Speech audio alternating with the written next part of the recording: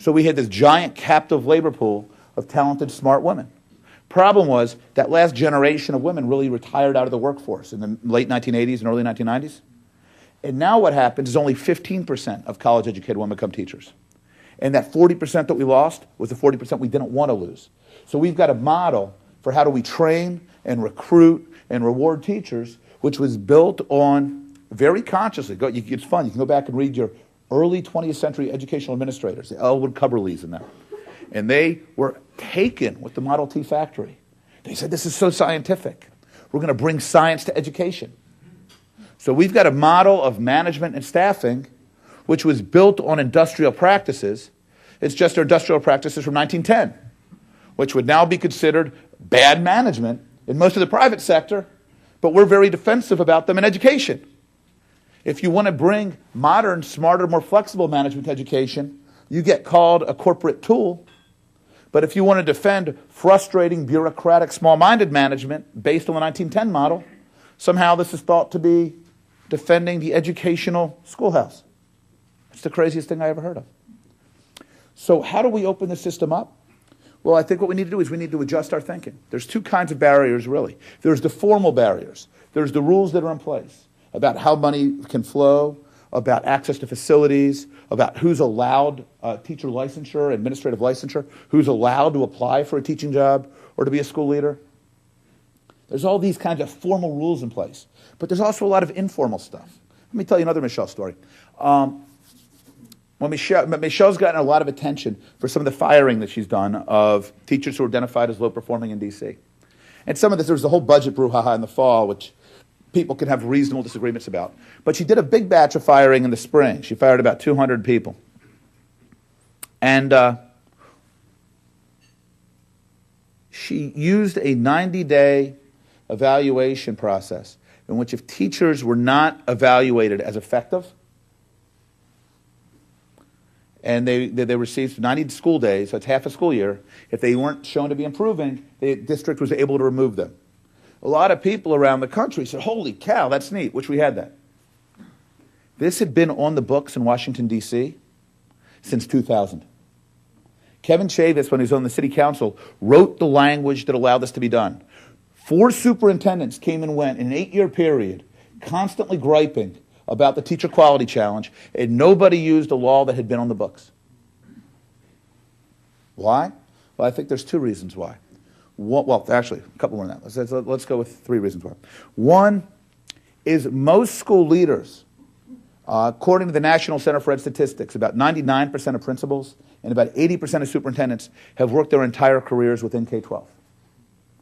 All of their management training has come in schools of education. They got into teaching because they cared about kids and wanted to work with them.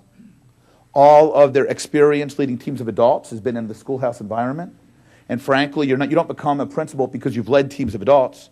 You become a principal because, well, there's all kinds of reasons to become a principal. Let's not even go there.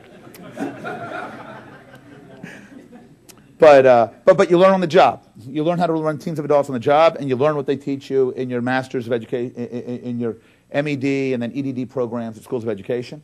So you don't get a lot of exposure to how we solve these problems in other walks of life or how we use other kinds of tools.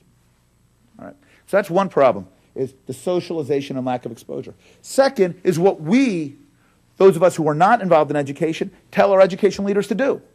We tell them we want you to be bold, and we want you to change things. We want you to serve kids.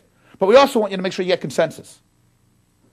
And if we even hear a rumor that there's going to be a teacher strike for one day in September, my God, we're going to chase you out of town on a rail. So fix the contract, but don't get the teachers upset. Give the kids all the time they need, but don't upset my daycare schedule. Make sure you extend the school year if that's what it's going to take, but the recreation industry doesn't want to hear that you're going to carve into the amusement park season. So we tell these guys, your job is not just to fix problems. Your job is to fix problems with buy-in and collaboration and consensus. Well, I'll tell you what, guys. Almost any meaningful solution to a problem is going to involve, upsetting people. And if superintendents and principals and district leaders are dinged, and if they suffer professionally, And if folks in the civic and business community are a little leery of these guys when they get to be a little too hot and they start to risk that we're going to get wind up with problems in terms of local politics or attracting new business or the way our city's perceived, we create a real obvious set of incentives for those leaders to say, fine, we'll take you at your word. We'll focus on consensus. And then stop griping when we're not moving fast enough for you. And the third reason that we tend not to move is we have finally discovered the idea of accountability in education. But like everything else, we've done it too hard, too fast. And so accountability is all about grade 3 to 8 reading and test scores and graduation rates. And opening up systems to new kinds of problem solving isn't probably the quickest and fastest way to move your grade 3 to 8 reading and math scores. In fact, in the initial period, it can be a distraction. If you're helping people find facilities, you're helping people access transportation, you're creating room for new recruiters to come in, there's no guarantee these things are going to move your test scores in the first 18 or 36 months. They're just going to help you downstream.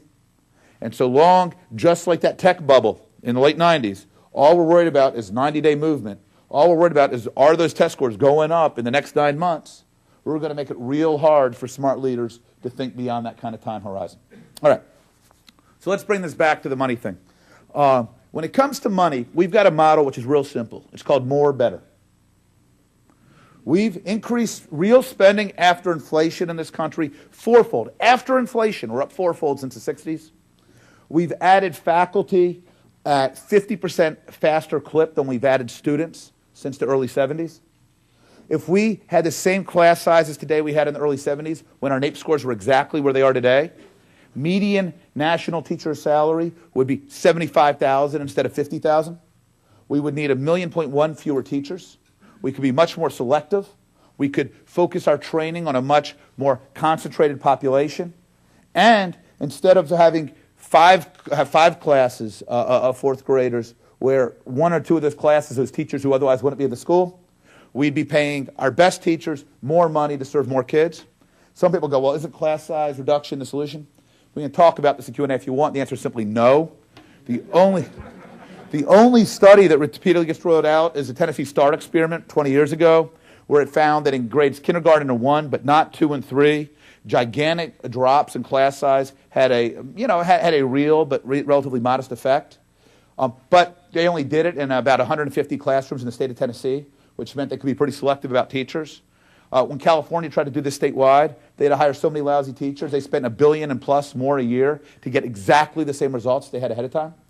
In fact, nations that we often talk about as high achieving, Singapore, South Korea, Japan, who blow us away, say on 8th grade mathematics, have average class sizes on 8th grade math of 35 to 50 kids.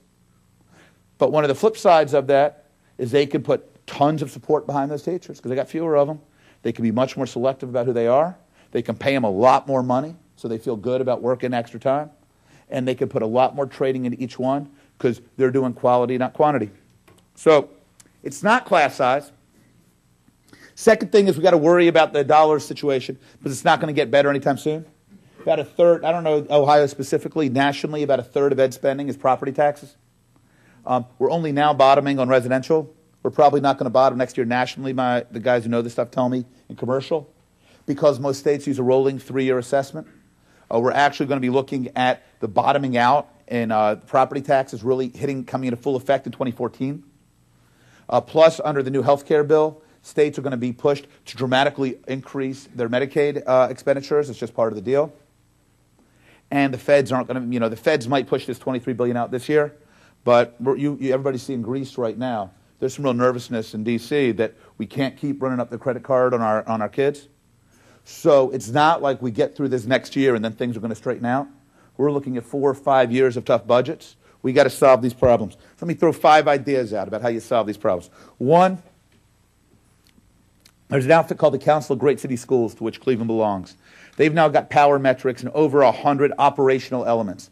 They can tell you nationally what percentage of school buses a district is utilizing on a given day, what percentage of its school buses are in service. Nationally, the figure is about 75%, 80%. There's some districts as low as the low 60s.